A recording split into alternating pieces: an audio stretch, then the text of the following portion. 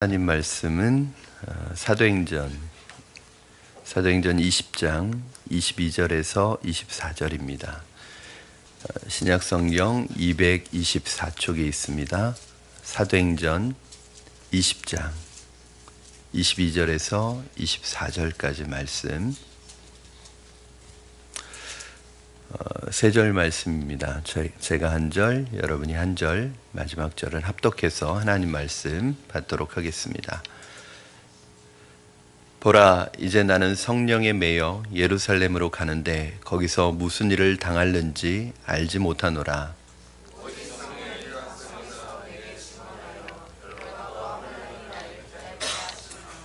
내가 달려갈 길과 주 예수께 받은 사명 곧 하나님의 은혜의 복음을 증언하는 일을 마치려 하면은 나의 생명조차 조금 더 귀한 것으로 여기지 아니하노라.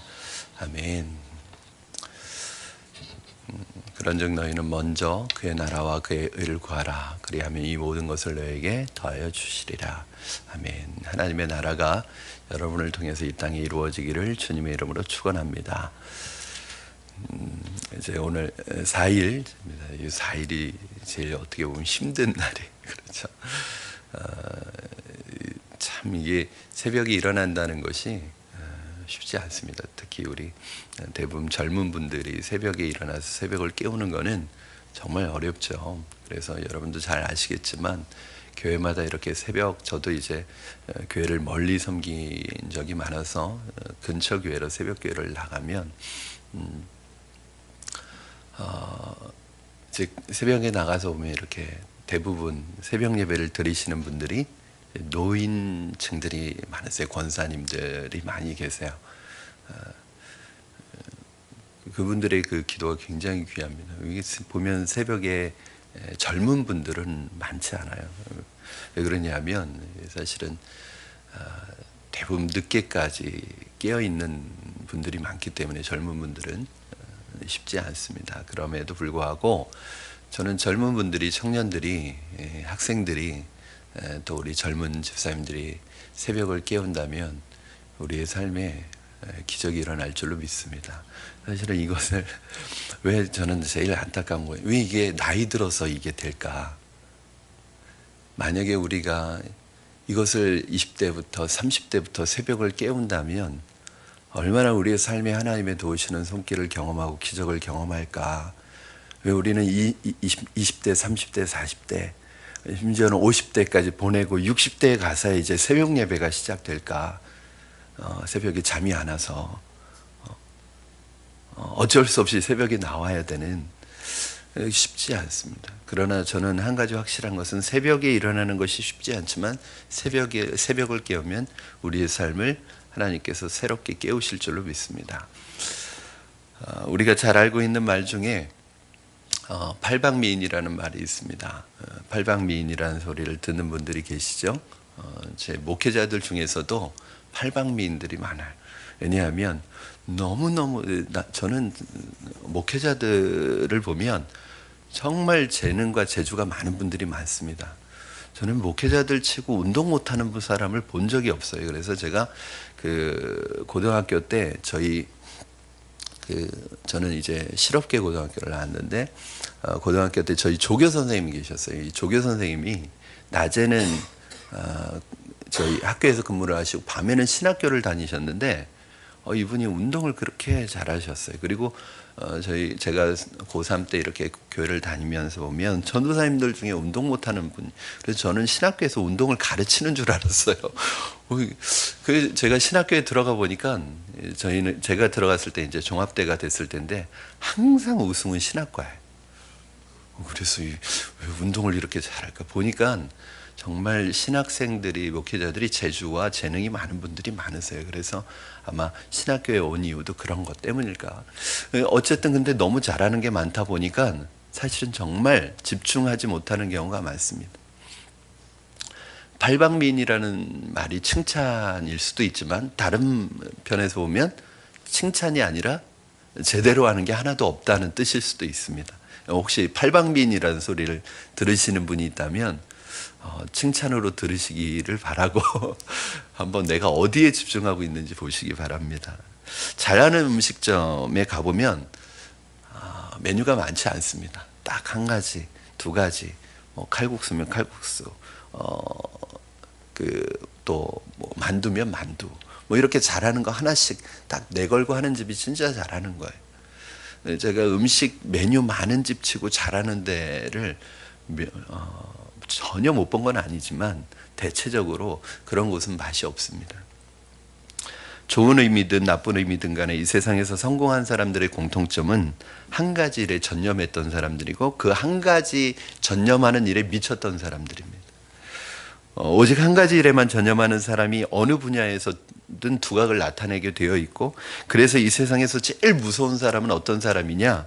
한 가지 목적을 가지고 한 가지 그 목적에 미치는 사람이 가장 무섭죠. 여러분 잘 아시는 에피소드인데, 과거에 그 코카콜라 이 회사의 사장이 인터뷰 도중에 그런 얘기를 했습니다. 내 몸속에는, 내 혈관 속에는 피가 흐르는 게 아니라 콜라가 흐르고 있다. 이 정도로 얘기했습니다. 그 정도로 그 사람은 콜라에 미친 사람입니다. 그러니까 코카콜라가 그런 아성을 이룰 수 있겠죠. 공산국가도 못 들어갔던 그 시대에 이 코카콜라는 다 들어갔으니까, 적성국까지. 결국 뭐 그것 때문에 빨리 죽기는 했습니다. 콜라를 너무 많이 마셔가지고. 여러분, 내 인생을 던져도 아깝지 않은 삶의 목적을 발견하셨습니까? 오늘날 청년들의 문제는 환경의 문제가 아닙니다. 그들에게 흔들 수 있는 깃발이었고 붙들 수 있는 신념이었고 따라갈 수 있는 지도자가 없다는 게 문제입니다. 자신의 인생을 내어 던져도 아깝지 않은 것, 그 일을 위해 그 일을 하다가 죽어도 아깝지 않은 그 일이 없다는 것입니다. 여러분, 목적이 없는 사람은 환경이 중요합니다. 환경에 따라 인생이 흔들립니다. 좋은 환경이 되면 행복해집니다. 그러나 환경이 나쁘면 자기가 불행해진다고 생각하고 있습니다. 그러나 목적이 분명한 사람은 환경이 중요하지 않습니다. 상황이 중요하지 않습니다. 왜냐하면 상황과 환경을 뛰어넘어 역사하시는 하나님을 의지하기 때문에 그렇습니다. 목적이 분명하지 않은 환경을 의지해요. 환경이 좋으면 행복하고 환경이 나빠지면 자기가 불행해진다고 생각하고 비참해진다고 생각합니다. 그러나 하나님의 사람들은 환경을 의지하는 사람이 아닙니다. 환경이 좋아진다고 교만해지지도 않고 환경이 나빠진다고 해서 비참해지지 않습니다. 비관에 빠지지 않습니다. 왜냐하면 그 환경과 상황 뒤에 하나님이 계시다는 것을 알기 때문입니다. 그 하나님을 믿기 때문입니다. 사도 바울에게는 죽음이 자기를 찾아온다고 해도 자기의 명예를, 자기의 건강을, 자기의 모든 것을, 자기의 생명까지 박탈한다 할지라도 전해야 되는 하나의 메시지가 있었는데 그 메시지가 바로 예수 그리스도였습니다. 바울은 이 메시지를 위해서 인생 전체를 걸었습니다. 저 아까 마지막에 불렀던 찬양은 여러분 잘 아시는 것처럼 CCC의 초대 한국 코리아 CCC의 총재였던 김중훈 목사님이 작시를 한 노래입니다. 저는 이제 CCC 출신이니까 저 찬양을 부르면 눈물이 나요. 왜냐하면 그 김중훈 목사님 생각이 나서도 그렇지만 그때 저희가 수련회를 마치고 정말 그 무리를 지어서 전국 방방곡곡으로 흩어져서 거짓 순례 전도라고 아무것도 갖지 않고 아무런 돈도 지니지 않고 돌아다니면서 복음 전하면서 그 마을에서 얻어먹고 그 마을에서 며칠을 지내면서 복음을 전하고 그런 기적들을 많이 체험했습니다. 그때 저희에게 있었던 꿈이 뭐냐면 이 민족을 복음화시키겠다. 민족 복음화에 대한 꿈을 가지고 정말 한 손에 복음을 들고 한 손에는 사랑을 들고 그렇게 복음을 전했던 그런 기억들이 지금도 기억이 납니다. 이 김중근 목사님이 그 수련회 때마다 항상 했던 게 뭐냐면 그 정말 중요한 의식이었는데 백문일답이라는 걸 했어요. 그게 뭐냐면 100가지 질문에 대해서 답은 한 가지예요. 그게 뭐냐면 예수 그리스도가 답이에요. 여러분, 지금 이 나라의 진정한 답은 누구일까요? 예수 그리스도죠.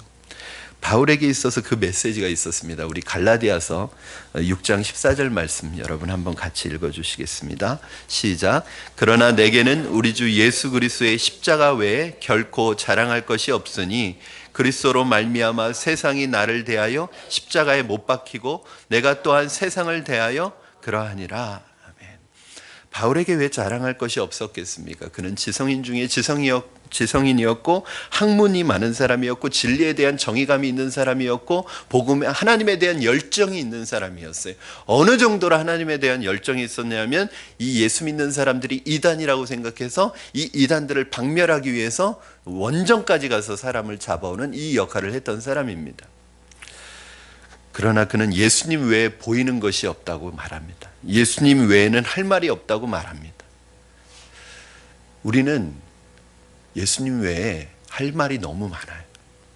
우리는 예수님 외에도 쫓아다니는 게 너무 많아요. 우리는 예수님 외에도 내 삶의 목표가 너무 많아요. 그러나 알고 보면 별것 아닌데, 본질이 아닌데, 본질이 아닌 것을 너무너무나 중요하게 생각하며 인생을 허비하고 있습니다. 물론 돈 버는 거 중요합니다. 인생에서 성공하고 잘 되는 거 중요합니다.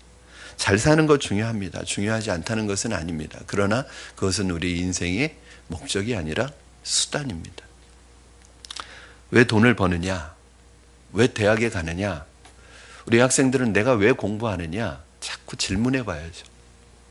왜 취직하려는 것이냐? 왜 그 직업을 가지려는 것이냐? 저는 이 질문을 계속합니다. 신학을 할 때도 이 질문을 계속했어요. 왜냐하면 신학 공부를 하는데도 제 목적을 잃어버리고 공부하더라고요. 어느 순간에 공부 자체가 제 목적이 돼 있는 거예요. 막 장학금 받는 게 제 인생의 목적이 돼 있는 거예요. 왜 내가 이 공부를 하고 있는지 잊어버리는 거예요, 자꾸. 지금도 계속 이 질문합니다. 너 왜 지금 목회하니? 왜 너 목사가 됐니? 계속 질문합니다. 이 질문 안 하면 제가 가는 길을 자꾸 잊어버려요. 오늘 아침에 오면서 궁금해졌습니다. 오늘 특히 우리 아이들이 힘들어 하더라고요. 이제 4일째 되면 아이들 되게 힘들거든요. 막 이제 일어나서 나오는데 그런 질문이 하고 싶어졌어요. 얘들아, 너희들 왜 이렇게 일찍 일어나는지 알아? 지금 왜 새벽 기도 하고 있는지 알아? 특별 새벽 기도 하고 있는지 알아? 그랬더니 아이들이 대답을 못 하는 거예요. 왜 하는지도 모르고 하고 있었구나. 지금 우리가 이번 주에 새생명 축제가 있고 안 믿는 분들을 초청해서 복음을 전할 텐데 그분들의 마음이 열리도록, 그분들이 올 수 있도록, 그분들이 예수님 믿을 수 있도록 우리가 일주일 동안 집중해서 기도하고 있는 거야. 너 누구 초청하니? 누구 초청하니? 그 친구들 위해서 기도하는 거야. 우리가 이 새벽에 일어나는 게 왜 힘드냐 하면요, 목적이 없어서.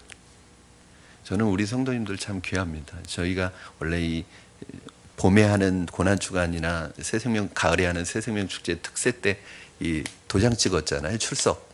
그래서 그 개근하면 선물 드리고 그랬잖아요. 작년부터 안 하잖아요. 그래도 이거 상관없이 나오시는 거예요. 왜 나오는 거죠? 우리가 왜 이 피곤한 몸을 끌고 이 새벽에 나와야 되는 거죠? 항상 물어봐야 되는 거예요.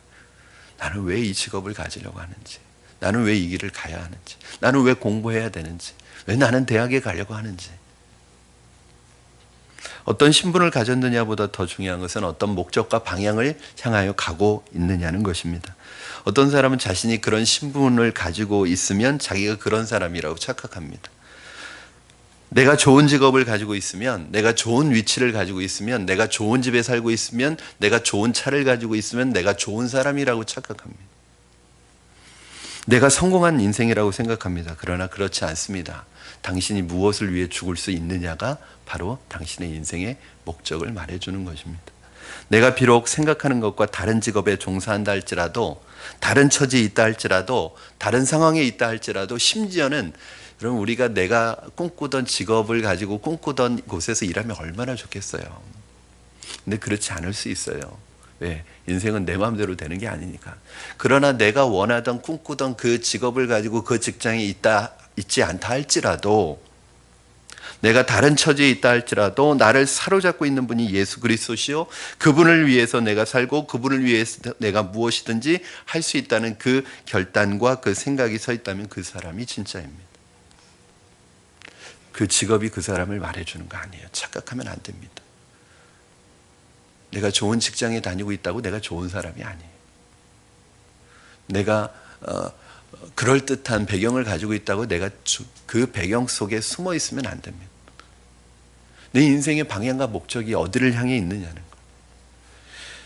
어떤 장소에 가든지 어떤 상황을 만나든지 바울의 가슴 속에 끓어오르는 것이 있었는데 그것이 바로 예수 그리스도입니다. 예수님을 전하지 않으면 견딜 수 없는 마음이 바울에게 있었습니다.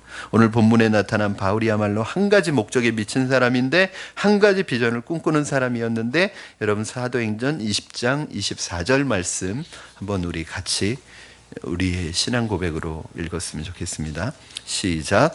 내가 달려갈 길과 주 예수께 받은 사명 곧 하나님의 은혜의 복음을 증언하는 일을 마치려 하면은 나의 생명조차 조금도 귀한 것으로 여기지 아니하노라. 아멘. 이 고백이 저와 여러분의 고백이 되기를 주님의 이름으로 축원합니다. 우리가 그런 생각을 하잖아요. 비전이 뭐냐? 대부분 비전을 직업이라고 생각하십니다. 그렇죠? 뭐 우리 아이들에게 비전이 뭐냐, 꿈이 뭐냐 그러면 뭐 어렸을 땐 대통령이 되는 거예요. 저희 때는 대통령이 제일 많았는데 요즘에는 별로 대통령이 인기가 없어서 의사가 되는 거예요. 뭐 어떤 교사가 되는, 선생님이 되는. 여러분, 그러나 직업은 비전이 아닙니다. 이것을 비전으로 생각하면 큰일 납니다. 심지어는 공부가 비전인 아이들이 있어요. 공부가 인생의 목적인 아이들이 있어요. 어떤 분은 직업이 비전인 분들이 있고, 심지어는 어떤 분은 결혼이 인생의 목적인 분이 있어요. 그건 목적 아닙니다.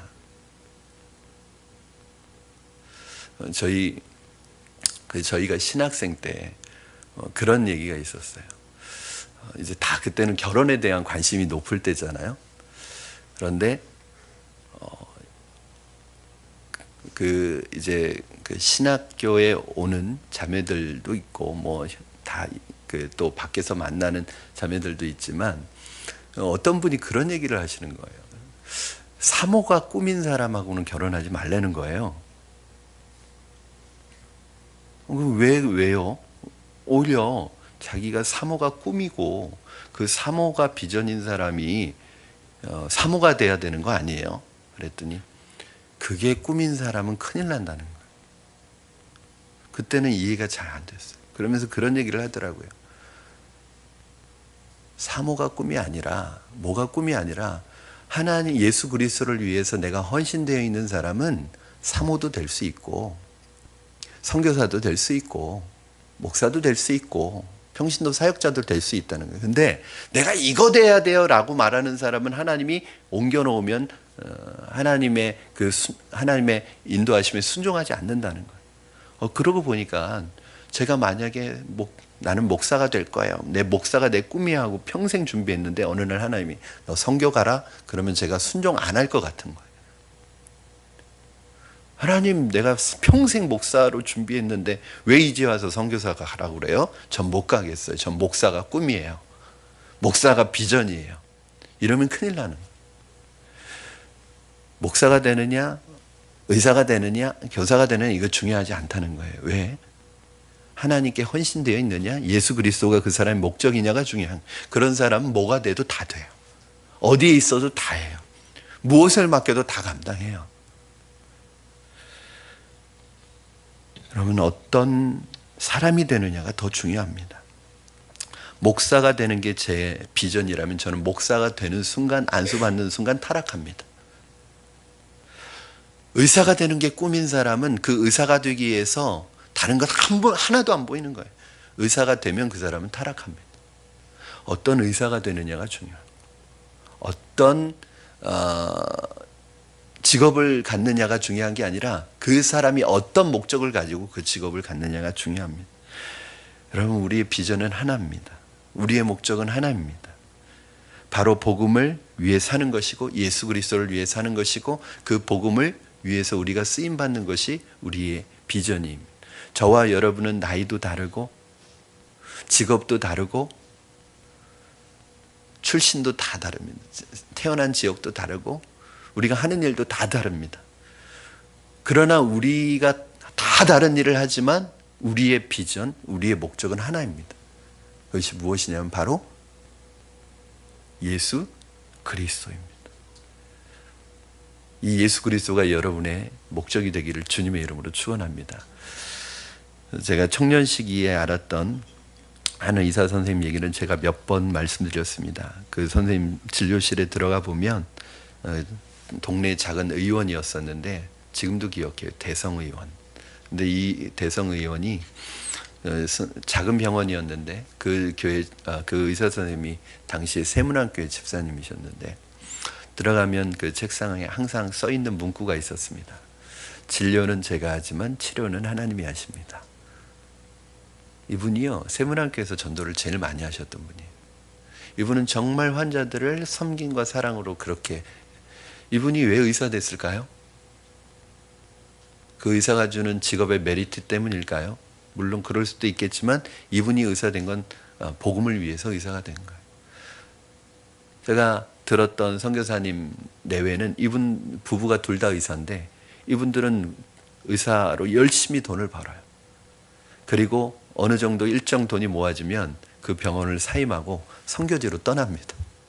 그리고 그 돈을 다 사용하고 오는 거예요. 그리고 또 돈이 떨어지면 또 들어옵니다. 그리고 또 병원에서 일해요. 그리고 또 선교지 나가고. 이 부부가 왜 의사가 됐을까요? 이분들은 복음 때문에 의사가 된 거예요. 여러분 왜 그 직업을 갖고 계십니까? 왜 선생님이 되려고 하십니까? 왜 나는 직장에서 그 일을 하고 있습니까? 어떤 사명이요? 어떠한 비전 때문입니까? 우리가 자주 부르는 비전이라는 찬양의 내용이 그렇습니다. 비전이라는 찬양의 내용을 가사를 보면 각 나라와 족속과 백성과 열방 중에서 구원받고 경배드리네. 구원하심이 보좌에 앉으신 우리 하나님과 어린 양께 있도다. 이게 비전이에요.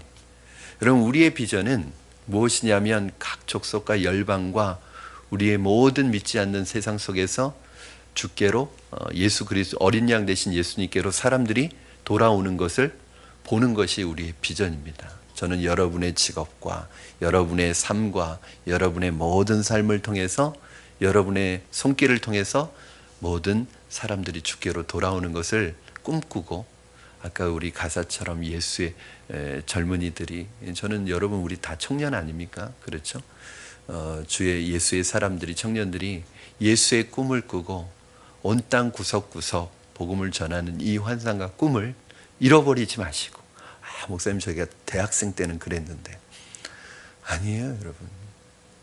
우리는 평생 하나님 앞에서 청년이 되어서 정말 예수의 꿈을 꾸고 이 땅을 복음화시키는 저와 여러분 되시기를 주님의 이름으로 축원합니다. 우리 이 시간에 같이 찬양하고